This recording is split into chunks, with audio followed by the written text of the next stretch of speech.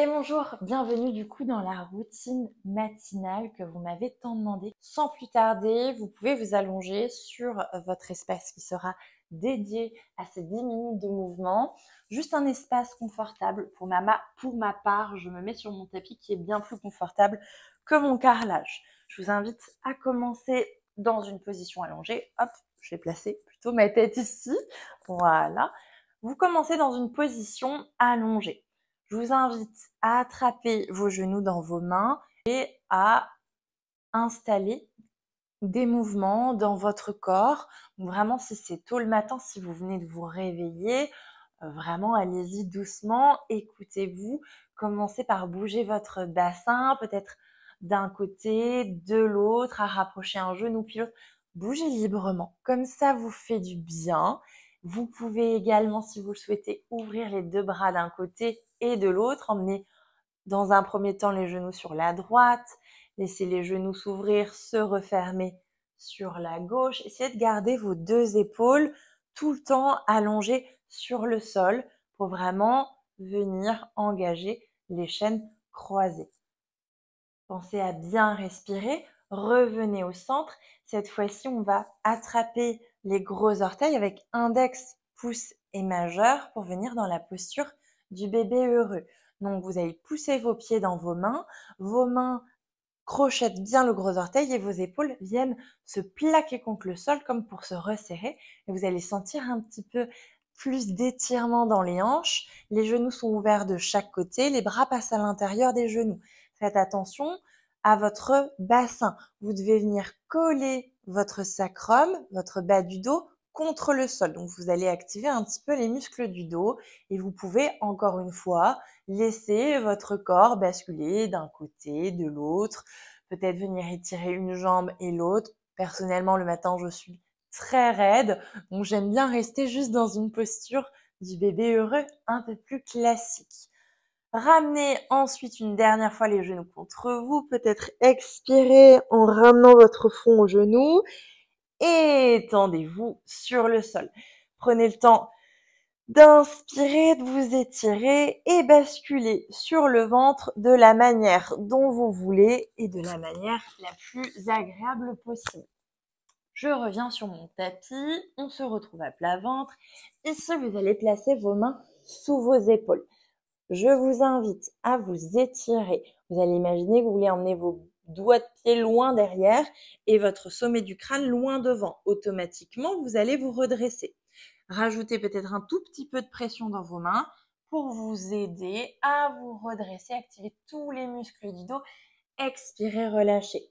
Vous pouvez venir le faire plusieurs fois en gardant les mains au sol ou pour créer un petit peu plus d'engagement et venir encore plus ouvrir les épaules, vous attrapez vos mains ensemble, vous les poussez vers l'arrière, vous engagez fort dans vos jambes, vous serrez fort les fessiers et vous vous redressez le plus haut possible.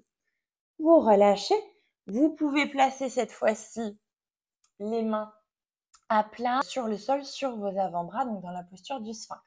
Ici, je vous invite à venir enrouler votre colonne cervicale en emmenant le menton sur le sternum. Puis vous continuez de pousser dans vos avant-bras, laissez vos omoplates s'écarter et laissez tout doucement le bassin puis les cuisses se redresser.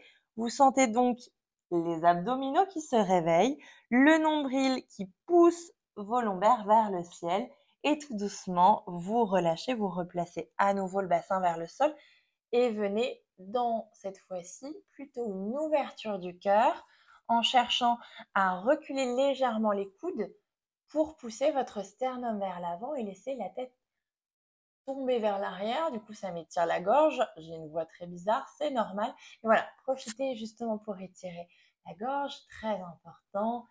Et vous relâchez. On se retrouve à nouveau dans la posture du sphinx. Dans cette posture, on va commencer à travailler les hanches avec des mouvements qui sont quand même assez intenses. Vous allez le voir. Vous êtes dans la position en sphinx. Vous allez crocheter les orteils. L'objectif, c'est d'imiter le mouvement du rampé. L'idée ici, c'est de monter le genou jusqu'au coude en essayant de ne pas le faire toucher le sol, mais juste votre gros orteil qui glisse sur le sol pour venir emmenez votre genou en direction du coude. Vous pouvez faire ça au moins une fois de chaque côté, ce sera déjà bien super. Je sais qu'on a juste 10 minutes devant nous, mais l'idée ici, c'est quand même de prendre le temps aussi d'activer tous nos muscles. Donc c'est un mouvement très intéressant. Vous sentez les abdominaux qui travaillent, vous sentez aussi vos hanches, vos fessiers qui se réveillent. Toujours gros orteil en contact avec le sol. Vous pouvez le faire plusieurs fois si vous voulez. N'oubliez pas qu'à tout moment, si vous adorez ce mouvement, vous pouvez mettre sur pause et le faire autant que vous voulez. Ensuite, mouvement favori de bien des personnes, vous allez venir dans la posture de l'enfant. Donc, vous poussez sur vos mains, vous reculez les fesses en direction des talons, vous laissez le front se déposer sur votre tapis, le bout des doigts glisser loin devant pour venir étirer tout votre dos. Gardez le plus possible les fesses en contact avec vos talons pour étirer tout particulièrement la région lombaire. Dans cette position, vous avez soit les cuisses écartées pour laisser le ventre passer entre vos cuisses, soit vous avez décidé de serrer vos cuisses. Dans ce cas, vous allez peut-être avoir un petit peu plus d'étirement dans le dos. Pensez à respirer, prenez juste un instant avant de vous redresser dans une position à quatre pattes. Dans cette position à quatre pattes, simplement venir respirer en inspirant dans un dos creux et en expirant dans un dos. Prenez le temps vraiment de décortiquer le mouvement. J'insiste, c'est vertèbre après vertèbre. D'abord le coccyx par exemple vers le ciel, puis les lombaires en emmenant le nombril, thoracique en cherchant à serrer vos omoplates et vous regardez vers le ciel pour emmener les cervicales. À l'inverse, lorsque vous voulez aller dans un dos rond, plutôt sur une expiration, coccyx qui redescend entre les cuisses, le nombril qui va pousser vos lombaires vers le haut, les mains qui vont pousser votre espace thoracique et vos omoplates s'écartent, vous emmenez pour finir le menton au sternum. Très bien, vous pouvez le faire de manière plus ou moins fluide, bien évidemment. Si vous avez une bonne conscience corporelle, une bonne conscience des mouvements du dos ou à force de répétition, à force de faire cette routine matinale, je vous assure, vous allez finir par peut-être réussir à faire des mouvements un petit peu plus fluides. Moi, je sais que j'adore faire ça le matin, des mouvements de vagues vers l'avant et vers l'arrière. Et vraiment, c'est vraiment ça qui va venir activer tout votre système nerveux et faire en sorte d'améliorer considérablement vos sensations dans votre corps, notamment dans votre dos, dans la journée, parce que ça va vraiment améliorer votre posture, améliorer votre conscience corporelle qui est essentielle. Crochetez ensuite les orteils, vous allez inspirer et expirez, laissez le ventre s'absorber vers votre colonne vertébrale pour engager le transverse et venir décoller de quelques millimètres vos genoux. Ici, vous essayez de maintenir jusqu'à sentir que ça chauffe un petit peu quand même au niveau du ventre. Et vous allez pousser fort dans vos bras, laissez votre tête s'effacer entre vos épaules et étirez tout votre dos vers le ciel. Ici, l'objectif, c'est pas de tendre vos jambes, mais d'allonger votre dos. Vous poussez le coccyx loin vers le ciel, vous poussez fort dans vos mains, vous effacez votre tête à l'intérieur de vos épaules et peut-être vous relâchez un petit peu les talons. Encore une fois, personnellement, je suis très raide le matin. C'est impossible pour moi de réussir à étendre mes jambes. Et regardez, si j'étends mes jambes, souvent, j'ai mon dos qui s'enroule. Et ici, c'est pas l'objectif. Je préfère que vous allongiez votre dos, quitte à fléchir les jambes, à emmener peut-être un petit peu plus le ventre en contact avec les cuisses. Sans plus tarder, je vous invite à faire des mouvements de marche avec les mains vers l'arrière. Vous poussez fort dans une épaule, puis dans l'autre. On va activer le haut du corps, les épaules. Vous laissez les fesses se relâcher légèrement vers le sol dans une position accroupie vers l'arrière. Puis à nouveau, vous avancez les mains, vous montez les fesses, vous marchez à l'avant du tapis. Et cette fois-ci, c'est les pieds qui vont faire des petits pas vers vos mains jusqu'à venir s'installer de part et d'autre de vos deux mains. vous vous retrouvez accroupi à l'avant de votre tapis. Donc, accroupi simplement les fesses le plus bas possible. Si vos talons ne touchent pas le sol, c'est pas grave, vous pouvez très bien rouler votre tapis et placer vos talons dessus pour être plus stable. On reste pas trop longtemps ici. Vous allez reculer pied droit loin derrière et poser votre genou au sol. On se retrouve dans la posture du lézard. Prenez juste un instant ici pour bouger le bassin. Laissez-le partir le plus bas possible. Juste pour 2 respirations, vous allez inspirer, laisser le bras gauche glisser vers l'avant, vos épaules glissent à l'intérieur, à l'intérieur de la jambe, donc se dirigent vers le sol. Vous inspirez, vous dessinez un grand arc de cercle, vous cherchez à emmener la main vers l'arrière, comme pour longer un mur, et peut-être même que votre pied droit vient aussi en direction de votre main. Vous n'êtes pas obligé d'attraper le pied ni de toucher. On va le refaire encore une fois. Expirez, laissez la main glisser loin vers l'avant et inspirez, dessinez un arc de cercle vers l'arrière, la main en direction du pied. Et vous revenez, vous replacez la main gauche à l'intérieur du pied gauche, poussez dans votre pied droit que vous ramenez à l'extérieur de la main droite. On inverse. Cette fois-ci, pied gauche loin vers l'arrière, vous déposez le genou au sol. Vous êtes en appui sur votre main gauche. C'est la main droite cette fois-ci qui, sur l'expiration, va glisser vers l'avant. Laissez vos épaules avancer. Votre genou droit va légèrement se repousser sur l'extérieur. Arc de cercle avec la main.